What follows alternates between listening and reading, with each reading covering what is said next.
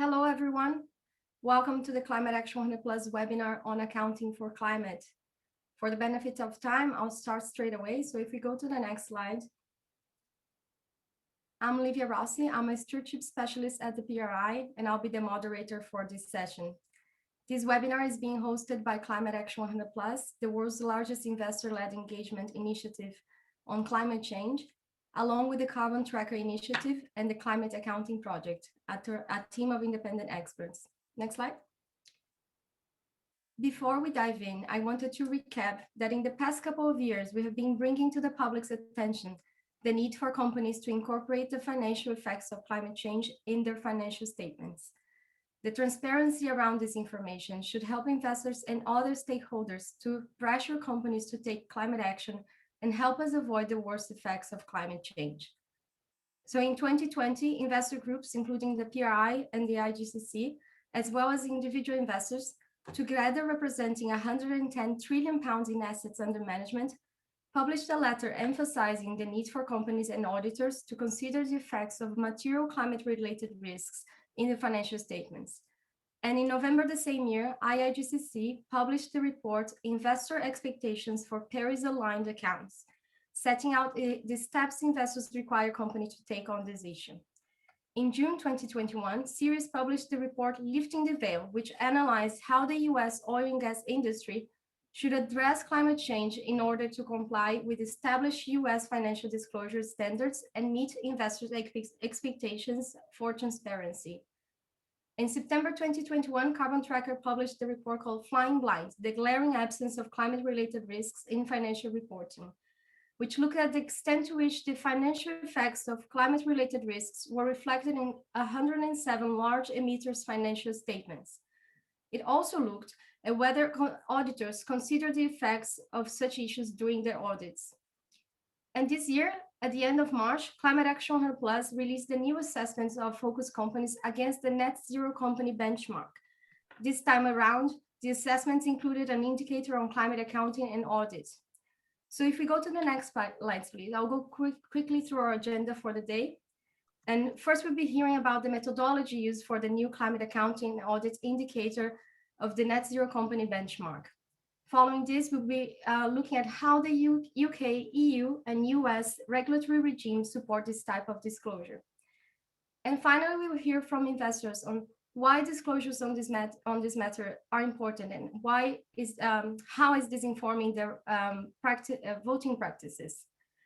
We will finalize with a Q&A session, and I want to thank those that sent questions in advance, but also welcome the live audience to send your questions via the Q&A tool at the bottom of your screen, and we'll try to go to a number of them, time permitting. This webinar is open to the public, and a recording will be made available afterwards in Carbon Tracker's YouTube channel and Ceres event page, along with a deck of slides. So let's please go to the next slide. We will first look at the climate and audit indicator. Next slide. As I said, the second round of Climate Action 100 Plus net zero company benchmark assessments is now out, and I invite you all to check the assessments and to find more about the methodology. Next slide. So I'll now pass it on to Barbara Davison, Head of Accounting, Audit, and Disclosure at Carbon Tracker Initiative. Barbara, the floor is yours. Thank you, Livia. And good morning or good evening, everyone. As Livia noted, my name is Barbara Davidson. I'm the Head of Accounting, Audit, and Disclosure at Carbon Tracker. It's my pleasure to be presenting to you here today. Thank you very much for joining, and thank you to our partners for helping us coordinate this webinar. Before I get into the accounting and audit alignment assessment, I wanted to speak very briefly about why accounting matters for climate-related issues. And also, I wanted to remind participants that when we talk about this assessment and the work that we're doing, we're not talking about sustainability reporting. We're actually talking about the audited financial statements, excuse me, and the related note disclosures and audit reports, which are often found in the back of the annual report or the SEC filing. And so we often refer to this as the back end. So we're talking about information that's already required to be disclosed today. And I think that will be referenced later in our webinar as well. So why does accounting matter? Well, many of the numbers in the financial statements today are based on estimates and assumptions about the future. such as projected costs, commodity prices, estimated demand, or estimates of production. And the estimated future cash in and outflows that management use, such as in assessing asset impairments, can be significantly affected by climate-related issues, such as emission reduction policies, emissions regulations, which could result in increasing CO2 or carbon prices, declines in demand, which could result in declining commodity prices, or even phase out of products such as internal combustion engines moving to electric vehicles, or other disruptive technologies such as fossil fueled power moving to renewable energy. Expected revenues from using carbon intensive assets, either assets that already emit themselves or manufacture high emissions products, could decline. So this could again result in asset impairments. Climate-related issues could also mean early asset retirements, and so useful lives of assets could be shortened. This could result in higher annual depreciation and lower profits. The timing of obligations to decommission assets or to restore related land could be accelerated, or there could be an increase in potential credit losses from lending to certain companies, or to certain sectors, or even perhaps certain regions. So this is not an exhaustive list, but this is a list. I wanted to provide you with this list to give you examples of how climate does impact financial reporting today. And of course, these decisions or the estimates that management use can in turn affect the company's investment decisions and whether they will continue to invest in certain projects, as well as investor decisions, and it will also and can also affect management compensation. So if we move to the next slide, I wanted to discuss very briefly the work we did before in this area, which Livia already mentioned, the Flying Blind report that we published in September 2021, which some of you may have already heard me speak about. And I want to talk about it very briefly because there are a lot of parallels between the work that we did there and the work that we're doing in this assessment. So we did, for that work, we analyzed company financial statements and audit reports. We looked mostly at fiscal year 2020 financials. Of the 107 companies that we looked at, 92 were CA 100 plus focus companies. We started with, and based on the nature of those companies, we had already started with an underlying assumption that climate-related risks would be material to those companies, and so to their financials. But those of you who have heard me speak it before or who have looked at Flying Blind also know that the results of that work were disappointing, and then there was a lack of evidence of consideration of climate-related issues, both for companies and for auditors.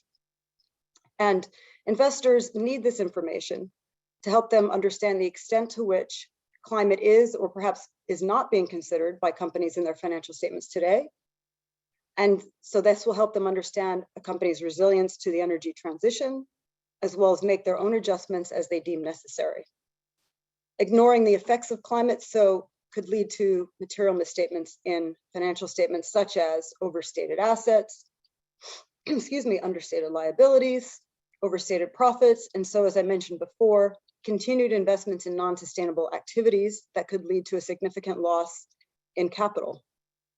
And of course, if we don't have accurate information, this could also mean we have less of a chance of achieving our goals of the Paris Agreement.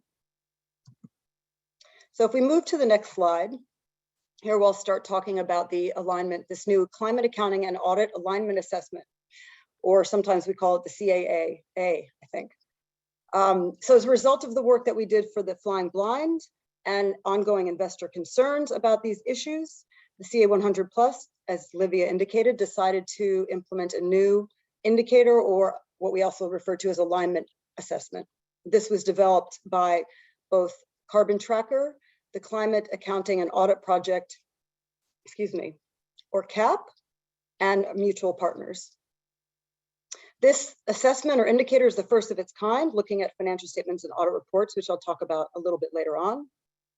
We developed the methodology based on existing accounting and audit requirements, as well as the work that we did for Flying Blind. And so the first version of this, as Livia mentioned, was published or was released in March, along with the results of version 1.1 of the existing benchmark. For this assessment, we looked at 164 of the 166 CA 100 plus focus companies, because there were a couple of mergers and one company did not provide the relevant English report that we needed to look at. So they were a couple of companies less than the total focus companies. Again, Carbon Tracker did this work along with the Climate Accounting and Audit Project, or CAP team. Similar to Flying Blind, we looked primarily at 2020 financial statements. So before I talk about the results of our work, if we go to the next slide, excuse me, I wanted to talk really quickly about the structure of our assessments. So this slide serves to illustrate the structure of how we do the assessment, the climate accounting and audit alignment assessment. And you'll see that the basis of the pyramid is the level of detailed assessments, or the foundation of the work that we do, which are the metrics. And these are scored as yes or no. And then as we move up the period, these scores feed into what we call the sub-indicators, or the main areas of interest, which I'll talk about in the next slide. These are scored as yes, no, or partial. And then these scores feed up into the final overall score for each company, which is yes, no, or partial. And I'll talk more about the results of our assessments in the later slides. And I'll also refer to where we are on this pyramid as I go through this webinar. So if we go to the next slide, as I mentioned before, now we're in the middle of the pyramid. The sub-indicators feed into the overall scores. And there are 3 areas of interest that we looked at, again, similar to Flying Blind. We looked at financial statements, the audit reports, and also alignment with net zero, or no more than 1.5 degree warming pathway. And similar to Flying Blind, these first 2 areas, when we looked at these relate to information that companies and auditors are already required to provide today under existing accounting or auditing standards. And so when we assess these 2 areas of interest, we were not looking for any new types of assumptions or estimates from management that they use in the financial statements. Rather, we're looking for that management and auditors already considered the financial impacts of the energy transition or climate-related matters on the information that they're already using to prepare their financial statements today. I'll talk about that a little bit later on as well. The third item, similar to Flying Blind, is again, we looked at alignment with net zero by 2050 or sooner, and no more than 1.5 degree warming. So this is not yet required by accounting standards, but investors have asked that companies include inputs that are aligned with this pathway, or provide a sensitivity of the relevant assets and liabilities to using these inputs in their financial statements. And investors have also asked that auditors assess companies' inputs for alignment with this. And so this is part of our assessment for the benchmark. If we go to the next slide, I'm going to get into the detail now of the assessments that we did and the foundation of the work and how we performed our assessments, the metrics, so the bottom of the pyramid. So there are 7 metrics that are underlying the basis for these 3 sub-indicators and the overall scores. And again, these are the same types of issues or metrics that we looked at when we did the assessments for Flying Blind. For financial statements, there are 3 underlying assessments or metrics that we did. So first, we looked for whether companies disclose what we call comprehensive consideration of climate-related matters in their financial statements today. So here we looked for indications in the notes to the financial statements that companies considered the financial impacts of policies, regulations, like I mentioned before, such as emission reduction regulations, such as impacts of disruptive technologies, or impacts of achieving their own targets when they prepared their financial statements. So again, for example, did companies consider whether required emission reductions or phasing out of their products or changes to consumer preferences could result in changes to the useful lives of assets or changes to the residual asset values that they used? Could there be decreases in estimated cash inflows that they used for impairment testing due to declines in demand or declining oil and gas prices because of the energy transition? Were there increases or potential increases in estimated cash outflows due to the need to abate emissions that could also result in asset impairments? If assets are to be retired early, has management adjusted the estimated remaining lives over which they may depreciate these assets? Or does this mean that decommissioning obligations or asset retirement obligations could be accelerated? Or could there be increases in expected credit losses? This is not a comprehensive or exhaustive list, as I said, but these are items that we looked for this metric. For the second underlying metric, we looked for visibility of relevant quantitative climate-related assumptions and estimates. So this means we looked for disclosure of, as relevant, the commodity or say CO2 prices or costs that management use, or estimated remaining useful lives, or estimates of production that management used for impairment testing as examples.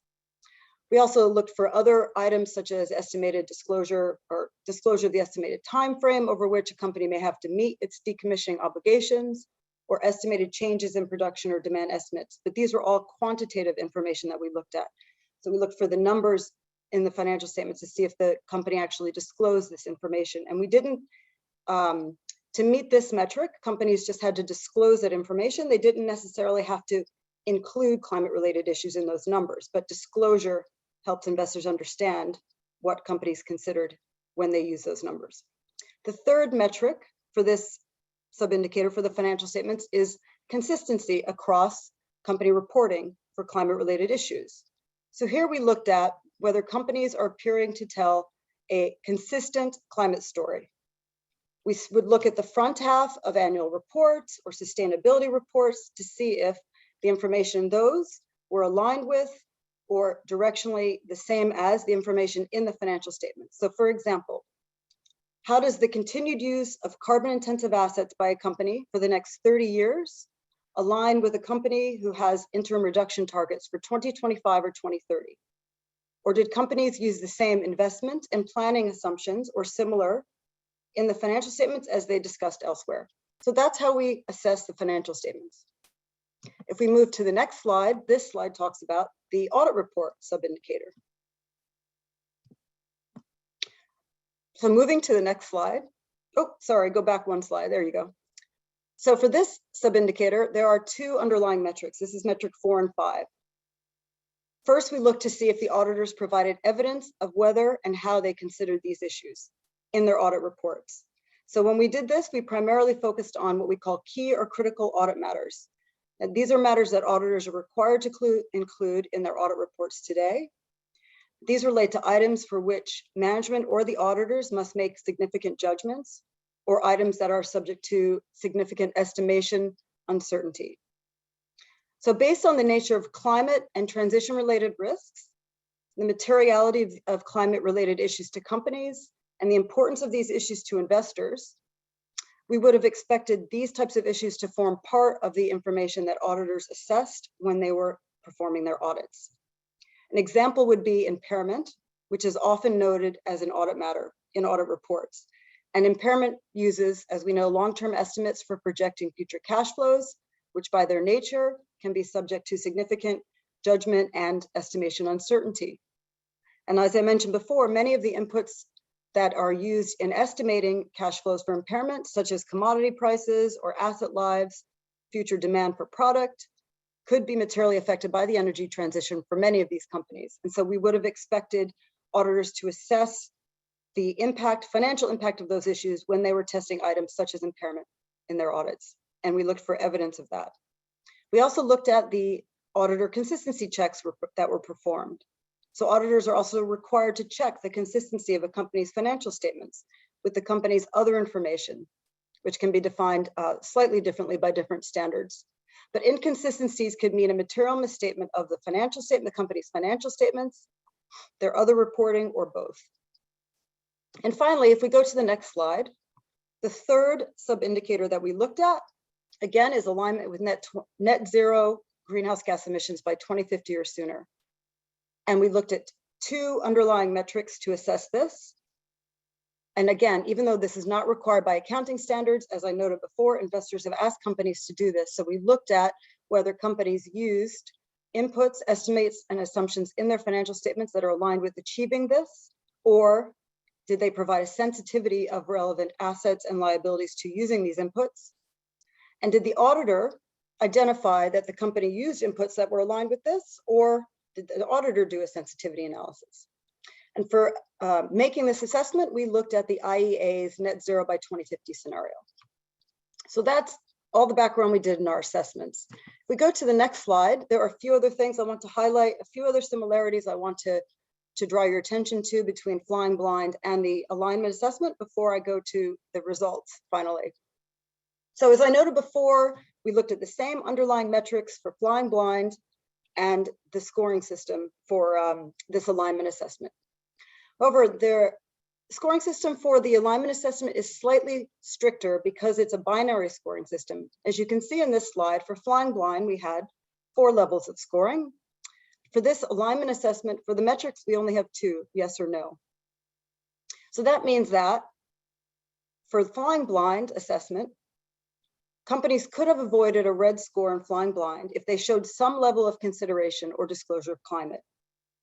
However, to avoid a no or a red score for this climate accounting and audit alignment assessment, or the indicator, companies would have had, and auditors would have had to provide evidence that they comprehensively considered the effects of items, the effects on items that would have been materially impacted by climate-related issues. So we looked at more of a comprehensive consideration, more comprehensive evidence. So even if there was some level of consideration, if we did not consider that to be comprehensive, they would have not achieved the metric and they would have received a no. We did still look at companies holistically.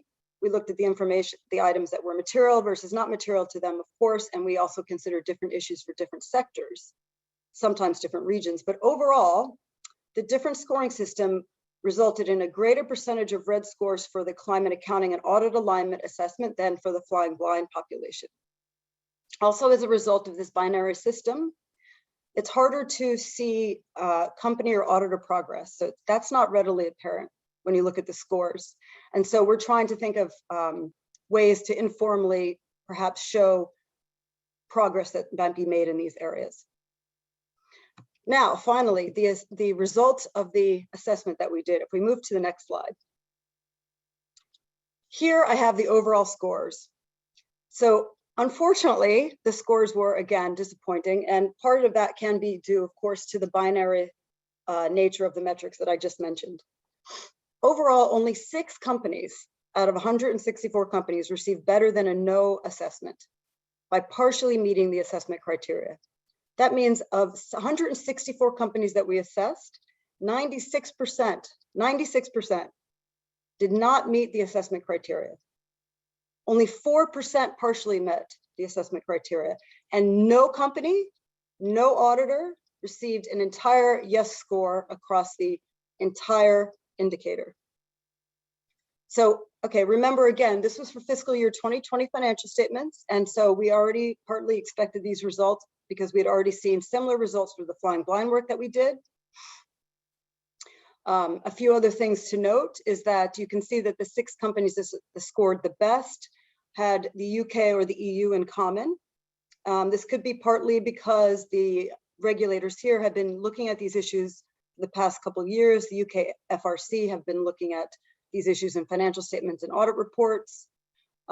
Also, UK and EU investors have been working on these issues and been working with companies for the past few years. So investors such as Saracen and Partners have been engaging on a regular basis on these issues. And so that may be one of the reasons that we're seeing better scores for these types of companies.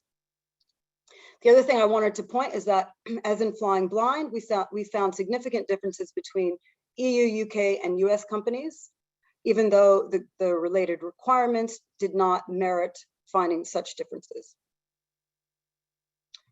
If we go to the next slide, then we'll drill down to scores at a sub-indicator level, as you can see. So if you look at the financial statements, remember there were 3 sub-indicator levels: financial statements, audit reports, and the net zero 2050. For the financial statements, only 2% of companies provided evidence in their note disclosures that they comprehensively considered the financial impacts of climate-related matters, or that they disclose relevant quantitative information that they use to prepare the financial statements. So without the adequate transparency, again, investors don't know if management have considered these issues when they prepare the financial statement. So they don't know if assets, for example, on the balance sheet could be impaired or even stranded. They don't know if they'll be able to receive the returns that they expected as investors. If we look at the audit report results, 3% of audit reports, only 3% provided evidence of comprehensive consideration of climate-related issues or the financial impacts of climate-related issues in their audits. And we've noted here that only one auditor, Shell's auditor, E&Y, actually met both metric requirements for this sub-indicator.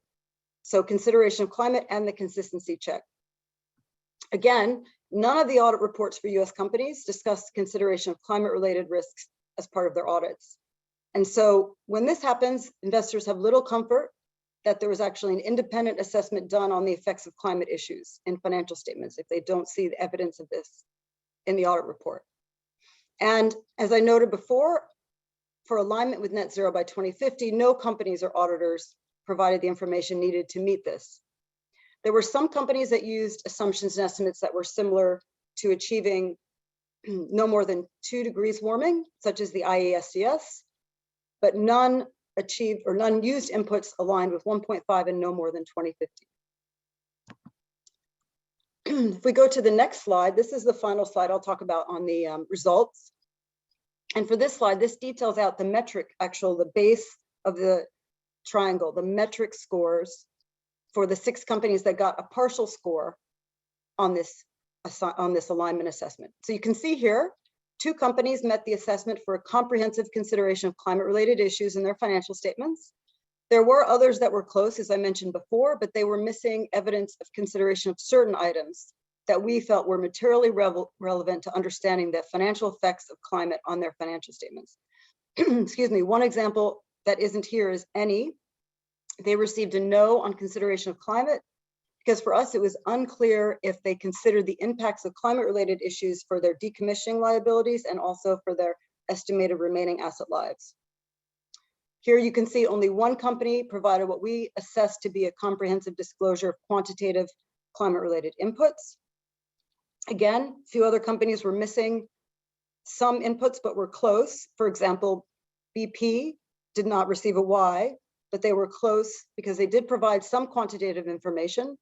But for us, they were missing a quantitative carbon price that they say they used in their impairment tests, as well as undiscounted decommissioning costs that they needed to estimate their decommissioning obligation. No company scored a yes for consistency across their financial reporting. And so this means there was no clear through line from sustainability reporting to the company's financial reporting. This also leaves greater potential for greenwashing. The auditors did slightly better than the companies. 4 received a yes in consideration, as you can see here. 2 for their consistency checks, because they indicated that the company's assumptions and estimates were not aligned with its net zero targets. And as noted before, 1 received a yes for the entire audit assessment. And again, no company received a yes score for the final 3rd sub-indicator.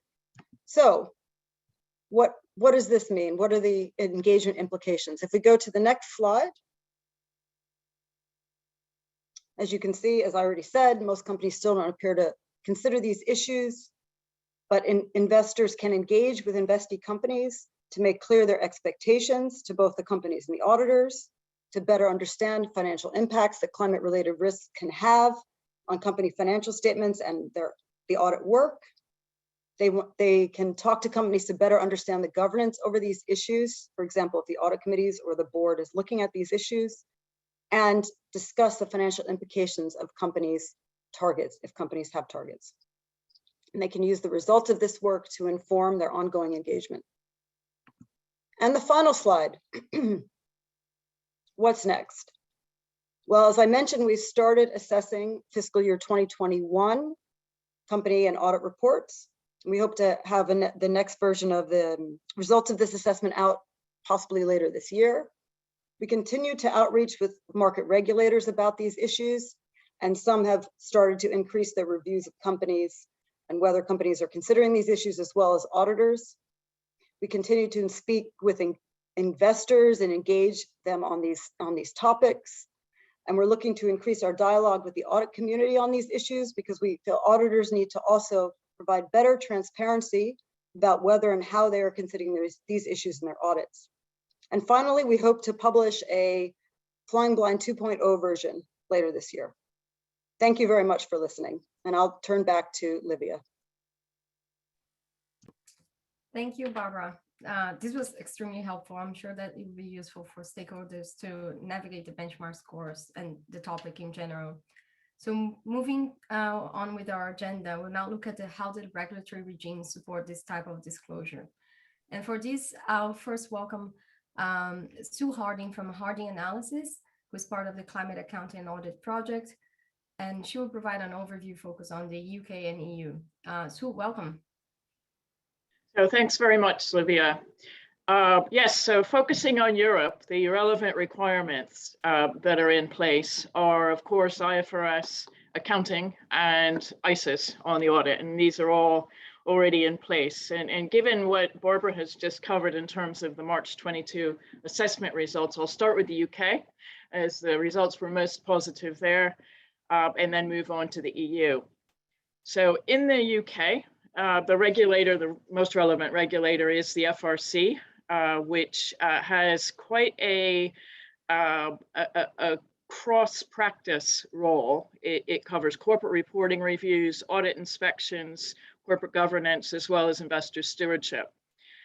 Internally, it's set up an ESG and climate group to focus its efforts most immediately on climate on this cross-disciplined basis. And it started in November 2020 with a climate thematic, which really focused the attention of all parties. The conclusions at that time were that all parties needed to do more in delivering on requirements, that all parties being companies, auditors, regulators, and of course, investors.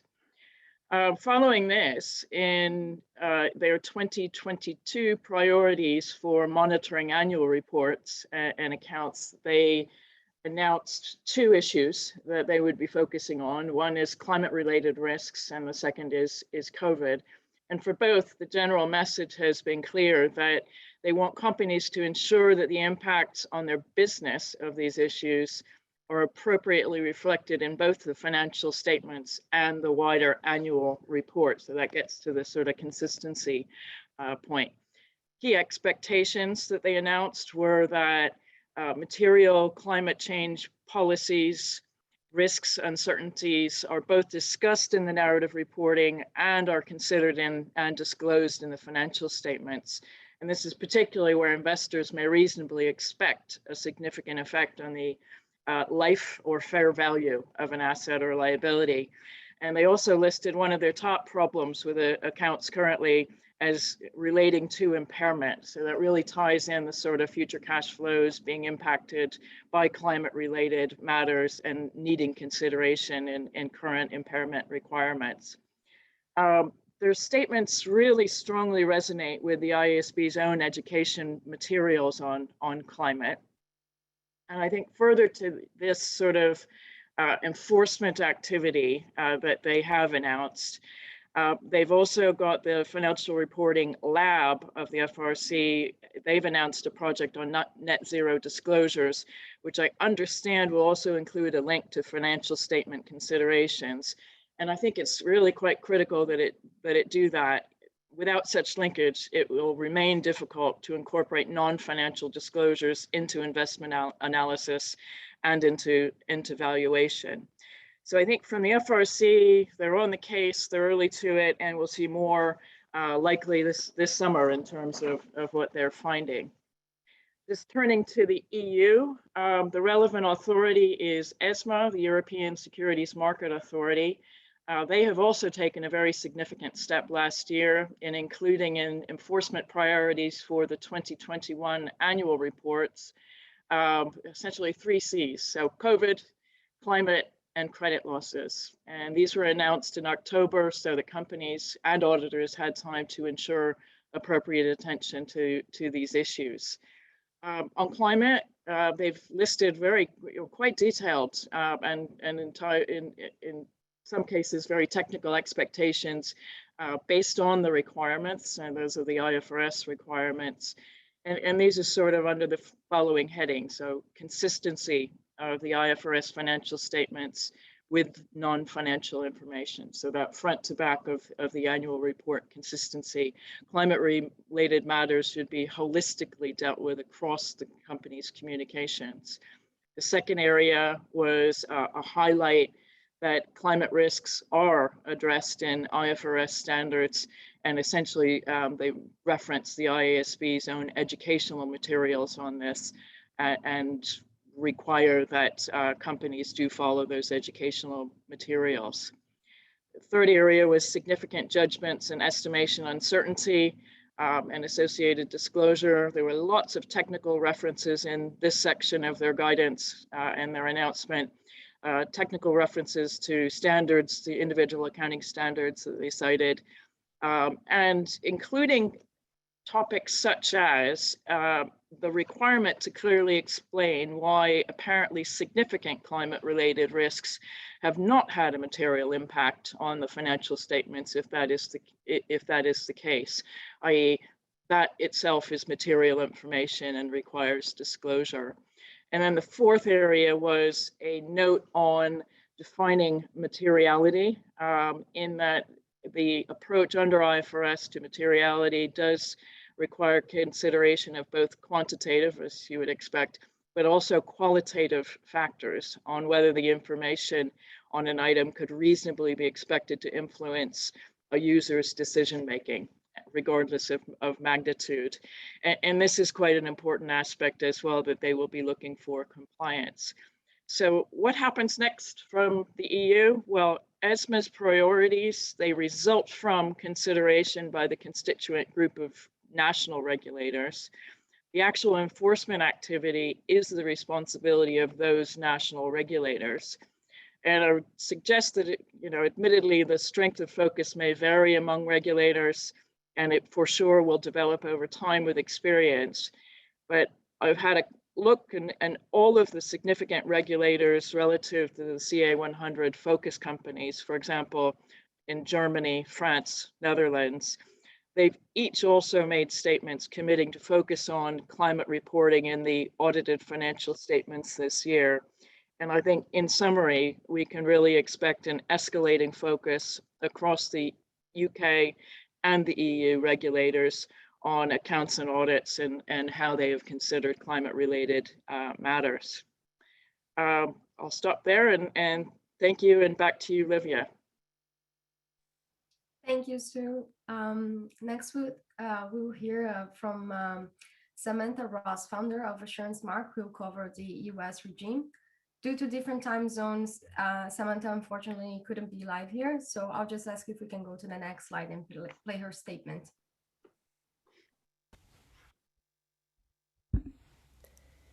The U.S. and international accounting and auditing standards in the areas that Barbara and Sue described are largely the same in principle.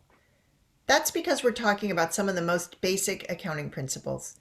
For example, depreciation is a function of the value of an asset essentially divided by the period of time that a company plans to use the asset. Both U.S. and international accounting standards use many estimates that are based on future cash flows, which are inherently affected by risks. The risks of a changing climate and the disruption of the energy transition are no different. Because climate change and the energy transition can have such a profound effect on companies' estimates, investors expect them to be disclosed and explained in order that investors can understand the quality of a company's earnings in the face of these challenges.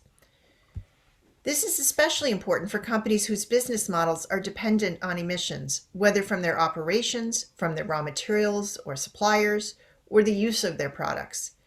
For example, changes in consumer preferences may well have an impact on future cash flows from products and services that depend on emissions.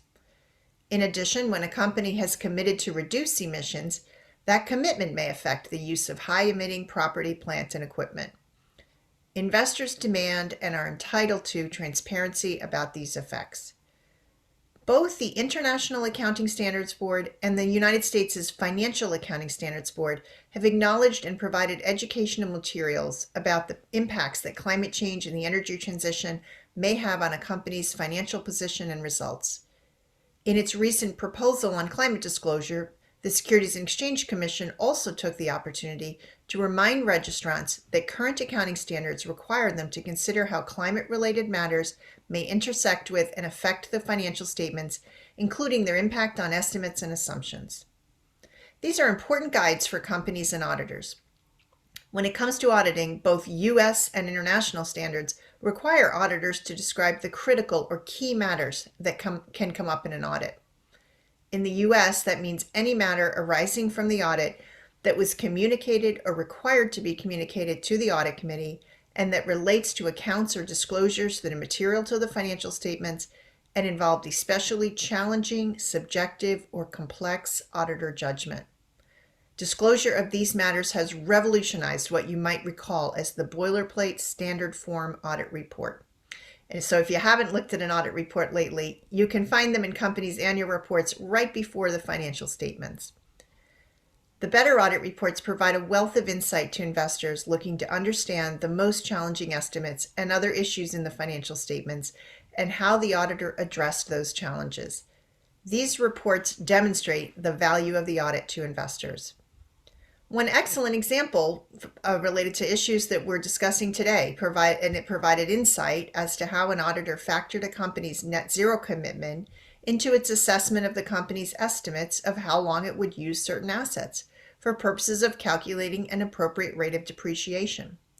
The auditor's work led to the company's decision to provide a sensitivity analysis in the notes to its financial statements, showing how depreciation would be affected by various scenarios for using those assets for shorter or longer periods. Other audit reports have provided extensive discussion about the pervasive nature of the impacts that climate change and the energy transition have on the company's financial results and position. These are almost like tutorials to guide investors through the various sources of impacts and financial uncertainty. They're immensely useful insights, and more than that, they foster confidence in the company's financial reports as the best estimates available at a point in time in light of the uncertainties. Each year, we're seeing more and more disclosure like this, but it's by no means consistent. Companies and auditors that are silent on the role that climate and the energy transition play in their financial reporting leave investors to guess, and that jeopardizes investor confidence in the company's statements and the quality of its financial results and position. The SEC is also concerned about investor understanding and confidence in the face of these risks. Given the nature of climate-related events and transition activities, the SEC has called for even more targeted tabular financial metrics showing the financial impact of climate change and transition activities on each line item of the income statement and balance sheet, as well as expenditures related to climate change and transition activities, whether capitalized or expensed. What you've heard today is clearly the direction of travel. I want to thank Ceres for all the work it has done to help investors and companies prepare and protect the resiliency of our public capital markets, which are needed now more than ever to support both savings and capital formation through the disruptive challenges of climate change and the energy transition. Thank you very much for inviting me to this webinar. So now that we looked at theory, I want to pass on to the investors so they can tell us how they're using disclosure on financial effects of climate change in financial reports in their activities. And for this, we'll first hear from Malcolm Roy-Arce, Head of Stewardship at Columbia Threadneedle, who also unfortunately couldn't be here. So let's hear from him. Good morning, good afternoon, and good evening to everybody on the webinar. I'm Mac Roy-Arce, Head of Responsible Investment Stewardship at Columbia Threadneedle Investments. We are a global long-term asset manager with approximately 750 billion US in assets under management. My apologies, I can't join you in person, but I'm grateful that I can make a statement to you about the topic of today's webinar. First, we'd like to thank Ceres PRI Carbon Tracker for hosting the event, which advances the CA 100 plus net zero benchmark, and particularly with the important addition of the accounting and auditing indicators. Second, we wish to acknowledge the hard work of all the organizations to help develop the framework. And it's not immediately apparent until you download the public data sheet from the CA 100 plus website to see all the contributors. Most notably, though, we want to acknowledge the work of Carbon Tracker, the Climate Accounting Project, for their assessments. We do support the use of the benchmark by investors to assess, compare, and track performance of the highest emitting firms. And we're of the view that the addition of the accounting and auditing indicators presents a significant advance in the scope and depth of the benchmark and opens up additional avenues of focus for all investors to pursue with companies. And so we want to just briefly address, in our view, why are the accounting and auditing indicators so important to investors? And we think there are several areas I'm sure you will hear through today's webinar, but we'll focus here on one of them. So it's easy for investors, from our view, to be overly focused on emissions targets, interim milestones along a particular glide path. Absolutely critical and important, no doubt. But it takes truly engaging with companies to understand the totality of the massive expense they'll be required to achieve those targets.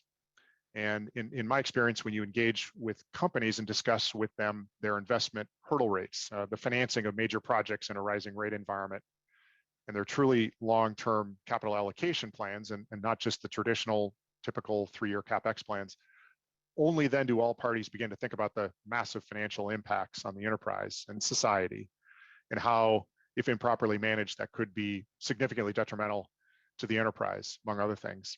So expanding the conversation beyond CapEx to bring this to the financial statements and the assumptions that underpin them become critical, and where the indicators are truly additive for our discussions.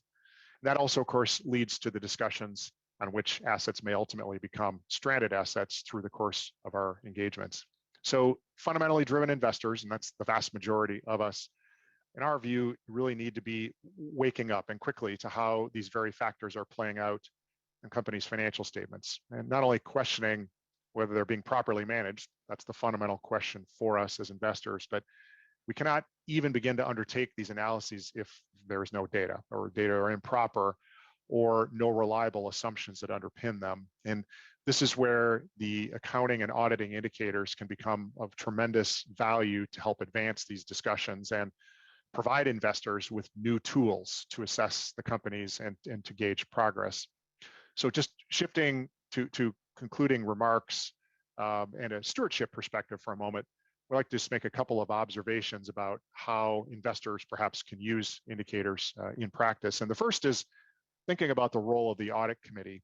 And audit committees are the elected representatives of investors like us, who bring specialized expertise and critical thinking skills to bear on the quality of the accounting disclosures and the audits that provide assurance for the companies where they serve.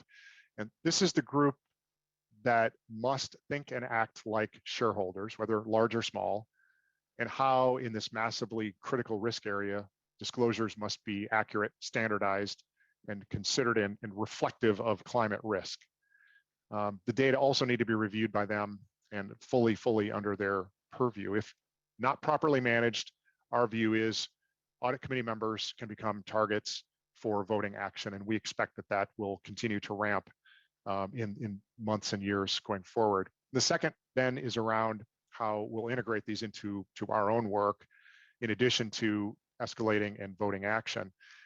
And we will be using the indicators to screen and prioritize the firms that we engage with. We'll also be using the indicator as a driver of our engagement discussions. And with many firms, I expect we'll be setting engagement objectives to seek to drive change by raising awareness of the indicators and driving for firms to adopt. So thank you for your consideration today of our remarks. We look forward to more discussion and evolution on the use of these new tools in investor and company interactions. Thank you.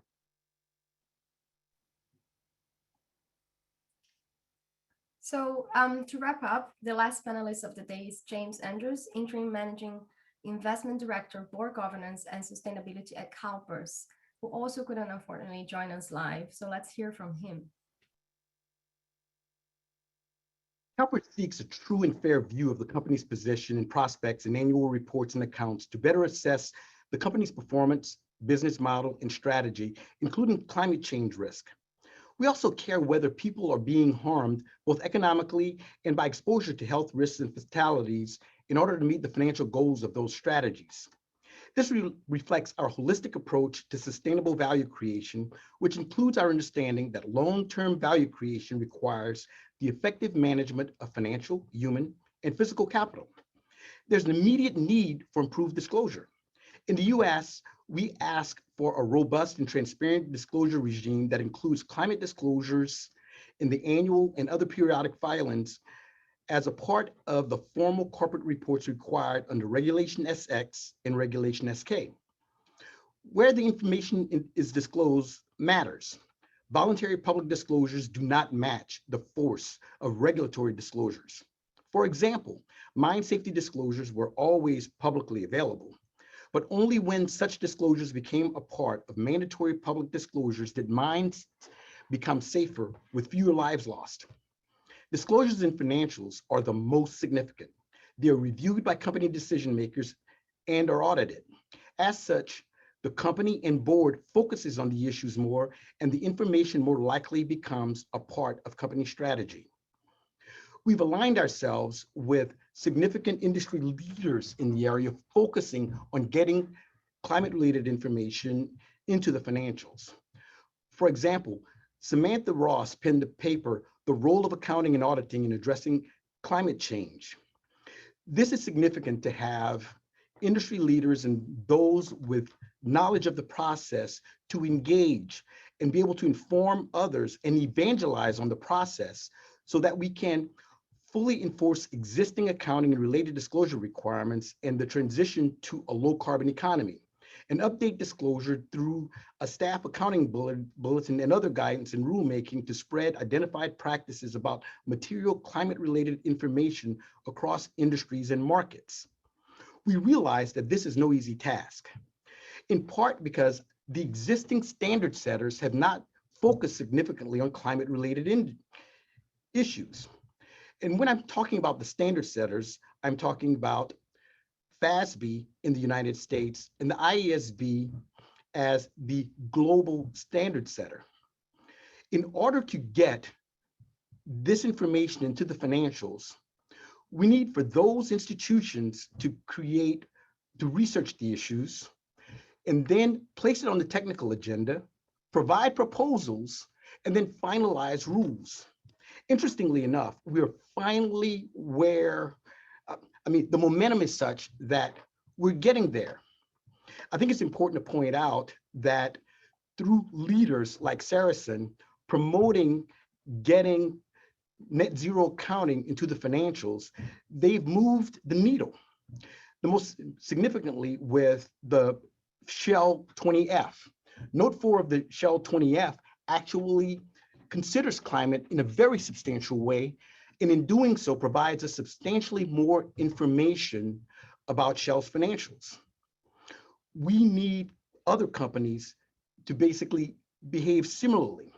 This information is substantially important. Without it, we could see material misstatements, but more significantly, we're not getting the information we need. It's important that we've been trying to get the information for a long time. In the US, we received environmental guidance in 2010, which was largely not followed. Interestingly enough, in 2017 at FASB, Mark Siegel penned a paper to further consider climate. Nick Anderson, more recently at ISB, took it a step further, assessing exactly how climate can be considered directly into the financials. And it's significant that we're talking about asset impairment, that's including goodwill, changes in the useful life of assets, changes in the fair valuation of assets, effects on impairment calculations because of increased costs or reduced demand, changes in provisions for onerous contracts, changes in provisions and contingent liabilities arising from fines and penalties, and changes in expected credit losses for loans and other financial assets. It is significant that we focus on the financials because we get the best information. This information is in fact audited and becomes more important to the entire infrastructure. As such, I'm very proud of Ceres and Climate Action 100+ in that they are evangelizing on these issues, making more people aware of what they happen to be so that we can move forward. Thank you very much.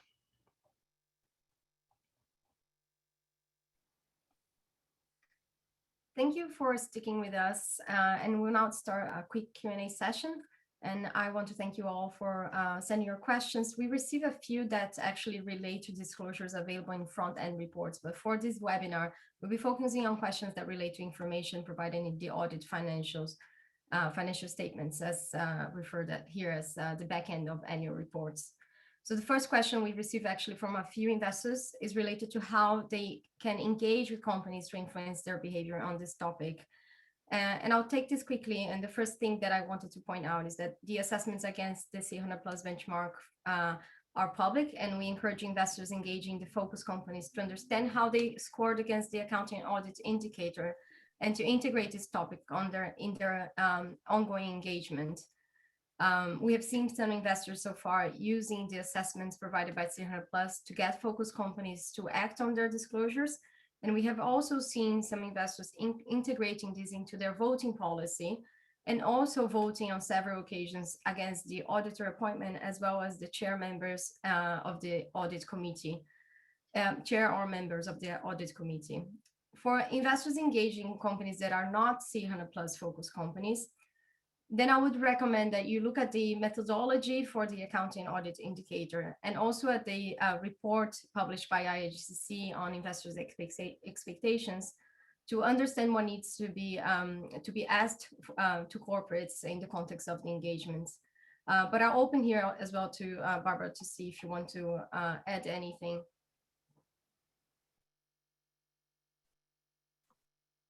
Thank you, Livia. I think that, I think that that's very good. That's a very good answer. I guess I would, yes, add that investors could also look at the Flying Blind report for more information if they're interested, if they're not the CA100 Plus investors. Thank you. Fair enough. Thank you. So the next one also came from an investor, and it says, what are some of the biggest hurdles of climate accounting? Auditors, companies, accounting regulations. So for this one, actually, I'll ask Sue if you can address this one. Yeah, well, I mean, it feels to me like there's a change in mindset that's actually needed. And it may feel to people across sort of companies, auditors, regulators, that things are new, this is new, uncertain, long-term. But I think the mindset change really needs to take place. You know, Nick published his article on IFRS in 2019. The IASB went through due process and published educational materials on requirements in November of 2020. The IAASB has also published materials stating the requirements. Investors have highlighted the importance. Regulators have now got it into their work plans, sort of augmenting the sort of need to follow the requirements. And I just think it's no longer the cautious, safe thing to assume business as usual. But I think there just seems to be kind of a barrier of it feeling too new and uncertain. And I think that's what's going to be sort of broken through. And I think there's some good momentum. There's some good illustrations, even from the handful of the 6 companies that got positive scores on the benchmark. But these good practices need to sort of then be picked up and picked up across the everybody. Thank you, Sue. So we have 2 more minutes. So the next one would be, how does one assess if the actions the company has taken the previous years align with those with what is needed to meet their targets? So actually, I just saw that we now have just 1 minute. So unfortunately, I think that I'm gonna be forced to wrap up, and we can answer some questions offline as well. And we are also holding another session in this afternoon. So I wanted to just wrap up sending some important messages. And the first one is that the Climate Action 100 Plus Net Zero Benchmark accounting and audit indicator is considered provisional. So if you have feedback on the overall framework and on this indicator in particular, you can participate in the public feedback survey that you can access by going through the C100 Plus webpage or by clicking on the link that will be available in the deck of slides that we're going to make available. This public survey will be over at, by the end of April. And if you have any questions, you can use the contact information that is also in the final slides, or contact me. or Tracy's camera at Series, or send an email to c100@carbontracker.org. I want to thank our speakers, Barb, Sue, and the others for this very interesting discussion, and the audience for joining and asking very engaging questions. Thank you all. Thank you. Thank you.